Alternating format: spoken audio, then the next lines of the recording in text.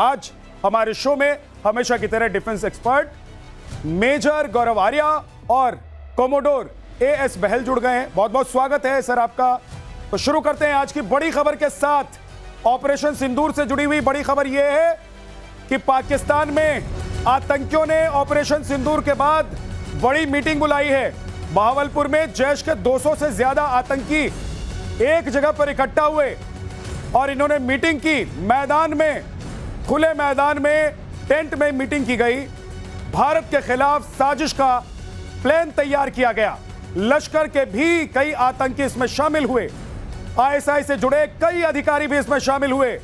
आतंकियों के पसीने छूट रहे हैं और आतंकी ये सोच रहे हैं कि ऑपरेशन सिंदूर के बाद अब वो करें तो क्या करें, जाएं तो कहां जाएं और कैसे बदला लें। लेकिन आतंकियों को इस बात का अंदाजा है सर कि अब आतंकी कुछ नहीं कर पाएंगे। अब जो करेगा वो भारत करेगा। बिल्कुल सही कह रहे हैं आप। सबसे पहले ये कहूंगा कि जो हमने खौफ पैदा कर दिया आतंकियों के अंदर और जो हमने 9 स्ट्राइक्स करी थी इंडियन एयरफोर्स ने और आर्मी के साथ मिलकर, उन्होंने ऐसी सिचुएशन क्रिएट कर दी है कि उधर उनको समझ नहीं आ रहा कि वो क्या करें। इसीलिए इतनी मीटिंग्स हो रही हैं, वापस रिक्रूटमेंट की तरफ फोकस हो रहा है और वापस ट्रेनिंग की तरफ फोकस हो रहा है। वो चाहते हैं कि एक बार फिर से उनकी हौसले बढ़े। यहां तक कि जितने भी आतंकी थे और लश्कर के भी आतंकी अब मिलके जो जैशे मोहम्मद के साथ मिलके मीटिंग्स कर रहे हैं, उनके साथ मिलके साथ ही में रिक्रूटमेंट्स बढ़ा रहे हैं। तो भारत को ऐसा मत समझिए हमारा ऑपरेशन सिंदूर आज बंद नहीं हुआ है। हमारा जी आ गए, बहुत बहुत स्वागत है सर आपका भी। और ये आतंकी सर मीटिंग कर रहे हैं जी, ये सोच रहे हैं कि अब भी हम कुछ कर लेंगे। ये सभी एक जगह इकट्ठा हो रहे हैं पाकिस्तान में। देखिए, मुझे ऐसा लगता है कि ये बड़ी बात नहीं है कि आतंकी मीटिंग कर रहे हैं जी। ये बड़ी बात है कि कहां बैठ के खुलेआम मीटिंग कर रहे हैं। यानी कि पाकिस्तान में आतंकवादी होना एक मान सम्मान की बात है, बुरी बात नहीं है। ये पाकिस्तान में अच्छा है कि जब माँ बाप बच्चे से बोलते हैं कि बेटा बड़ा हो के तुम्हें हाफिज सईद अंकल जैसा बनना है, इसीलिए तो खुलेआम ये लोग मीटिंग करते हैं।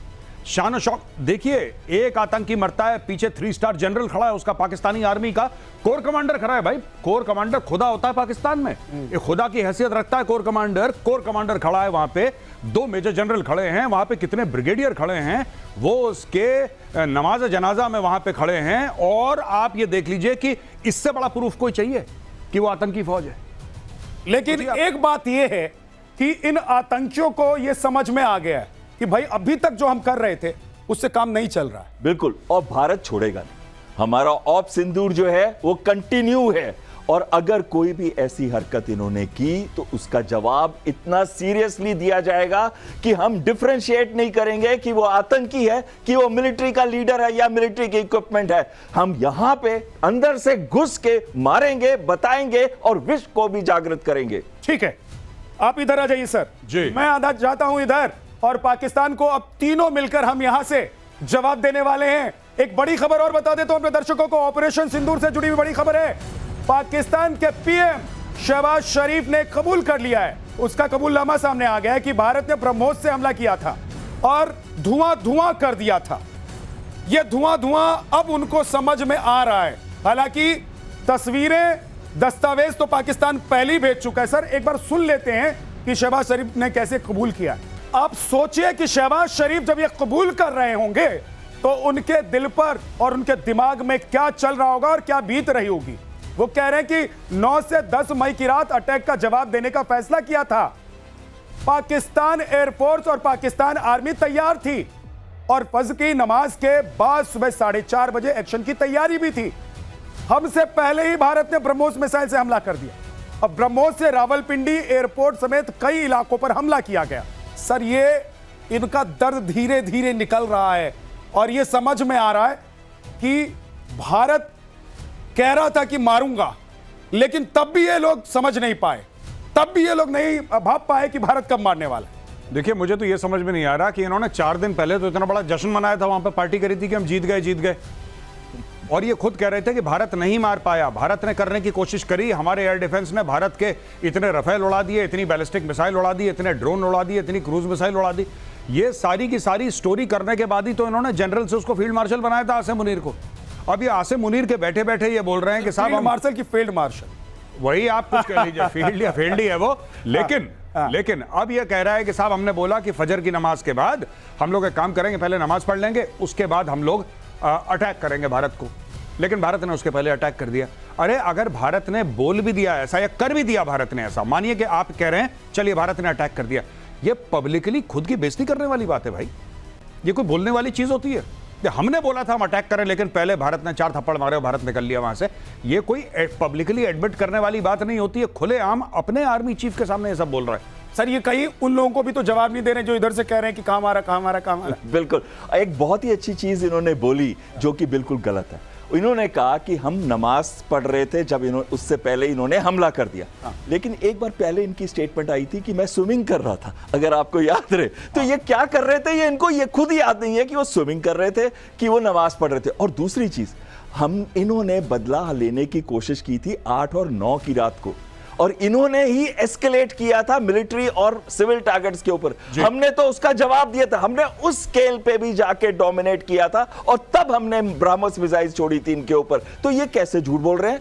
ये तो बिल्कुल झूठ बोल रहे हैं। यानी कि इन्होंने कोशिश की, हमारी ढाल जो थी इंटीग्रेटेड एयर डिफेंस सिस्टम की, उसने उनका एक भी ड्रोन, एक भी मिसाइल 400 से ऊपर मारे थे उन्होंने पहले दिन ही, 8-9 की रात को। पाकिस्तान की तो सर ये फितरत रही है कि सच बोलते बोलते झूठ बोल देना, और झूठ बोलते बोलते थोड़ा सच कहीं निकल जाता है। ये पाकिस्तान की फितरत रही। लेकिन एक और बड़ी खबर, ब्रह्मोस मिसाइल को लेकर प्रधानमंत्री नरेंद्र मोदी ने क्या बोला है वो बता देते हैं।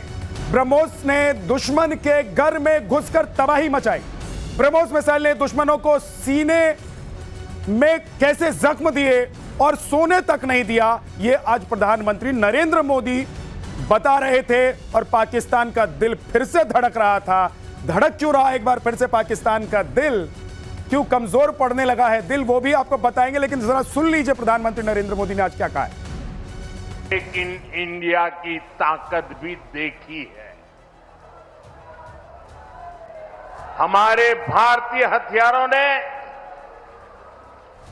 ब्रह्मोस मिसाइल ने दुश्मन के घर में घुसकर तबाही मचाई। जहां टारगेट तय किया वहां धमाके किए।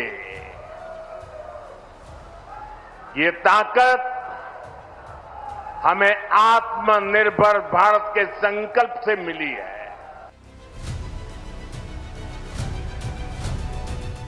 गौरव सर, अब तो सुनने में आ रहा है कि पाकिस्तान में भूकंप के झटके जब आ रहे हैं तो पाकिस्तानियों की नींद उड़ जा रही है कि कहीं ब्रह्मोस तो नहीं आ गई।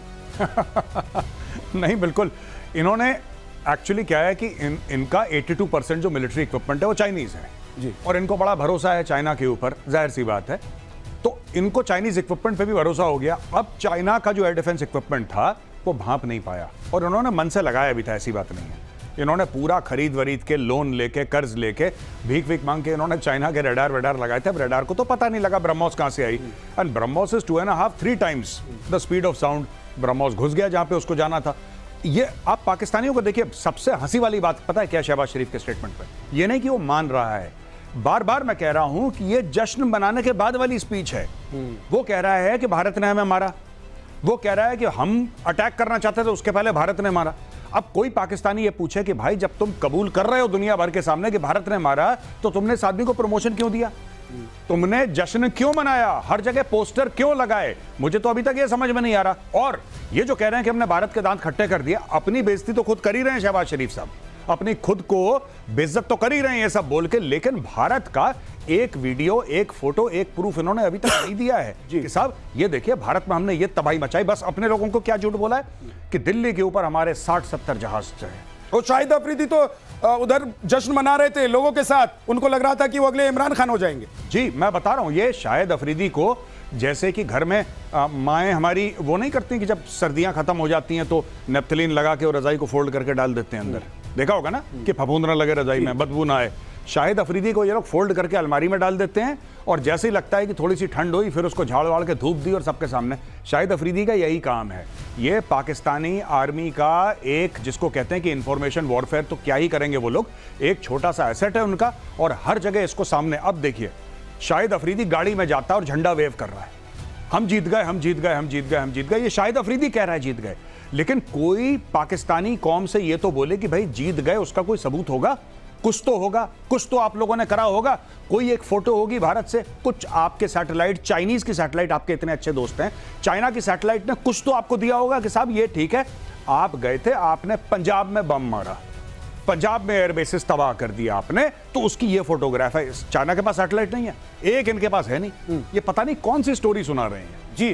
भारत और पाकिस्तान में वैसे तो सारे ही फर्क हैं, हम लोग मिलते ही नहीं हैं एक दूसरे से, लेकिन एक सबसे बड़ी बात जो है वो ये कि पाकिस्तान सीना चौड़ा करके झूठ बोलता है और सीना चौड़ा करके भारत ठोकता है। सर मैं गलत तो नहीं कह रहा हूं? बिल्कुल ठीक कह रहे हैं। अगली बड़ी खबर बता देता हूं, दुश्मन के ड्रोन का नया काल तैयार कर लिया भारत ने। भारत ने नए काउंटर ड्रोन सिस्टम पर काम करना शुरू कर दिया। सेना को जल्द ही यह काउंटर ड्रोन सिस्टम मिल जाएगा। और सोचिए कि पाकिस्तान अभी तक यह सोच रहा था कि वो जो चिड़िया उड़ा रहा था और वो चिड़िया हिंदुस्तान में आते ही गिर जा रही थी उनकी, अब क्या होगा सर? अब क्या होगा पाकिस्तान का? वो तो वैसे भी चाइनीज माल लेकर बैठे हैं कि चले तो चांद तक और नहीं तो शाम तक, वैसे उनके तो शाम तक ही चलें। बिल्कुल सही कह रहे हैं। और जो हमारे आकाश तीर ने किया, जैसे उसने सारे के सारे रेडार्स के पिक्चर एक कंपोजिट दिखाई, ये भी बताया कौन सा वेपन सिस्टम सही रहेगा आर्टिफिशियल इंटेलिजेंस के द्वारा कि जो उस ड्रोन को इफेक्ट कर सके या उस मिसाइल को मार सके, और उसका इंटीग्रेशन हमारे integrated air command and control system के साथ भी था। लेकिन जब ये हम बात कर रहे हैं काउंटर ड्रोन की, तो उस समय काउंटर ड्रोन की रेंज सिर्फ 1 से 2 किलोमीटर थी, हट किल की लेजर वाली। आज हमारे रिसर्च एजेंसीज बना रही हैं जिसकी रेंज 3.5 से 5 किलोमीटर है। सिर्फ कुछ ही देश हैं विश्व के जिनकी 10 किलोमीटर है, जो कि आप जानते हैं आयरन ईगल सिस्टम जो कि इजराइल का है, जिसकी 10 किलोमीटर है। अमेरिका की भी सिस्टम की रेंज सिर्फ 6 किलोमीटर है। यानी कि अब बहुत जल्दी हम ड्रोन्स के और काउंटर ड्रोन्स के अंदर भी दुनिया की नंबर 2 या 3 पोजीशन पे जल्दी आने वाले हैं। सर गौरव सर, थोड़ा ये भी पाकिस्तान के लिए बताइए, हम हिंदुस्तानी तो सब जानते ही हैं, पाकिस्तान के लिए बताइए कि भैया अब भेजोगे अगर ड्रोन तो क्या हश्र होगा? अभी तक तो भेज रहे थे, सोच रहे थे कि ये दिल्ली तक चला जाएगा तुम्हारा ड्रोन, वो वहीं घुसने से पहले ही मार खा जाता था। अब क्या होने वाला है इनके साथ? इनको होगा कुछ नहीं। देखिए, पाकिस्तान को इससे फर्क नहीं पड़ता कि पाकिस्तानी ड्रोन भारत में कितना अंदर आए। इनको एक झूठ बोलना है ट्विटर पे, फेसबुक पे, इंस्टाग्राम पे, वो झूठ तैयार रखते हैं। ये फिर झाड़ के धूप दे के शाहिद अफरीदी को बाहर निकाल देंगे। आप खुद देखिए ना, अभी शहबाज शरीफ ने आपने चलाया उसका वीडियो कि साहब फजर की नमाज से बाद हमने बोला करें, पहले ही उन्होंने ठोक दिया। तो ये पाकिस्तान को, ये इससे कोई फर्क नहीं पड़ता। पाकिस्तानी आवाम, मुझे कहना नहीं चाहिए सब ऐसे नहीं होते किसी देश में, लेकिन ज्यादातर जाहिल हैं, कम पढ़े लिखे लोग हैं पाकिस्तान में, इलिटरेसी बहुत ज्यादा है। उनको कोई भी बेवकूफ बना देता है, इनको कोई भी स्टोरी सुना देता है।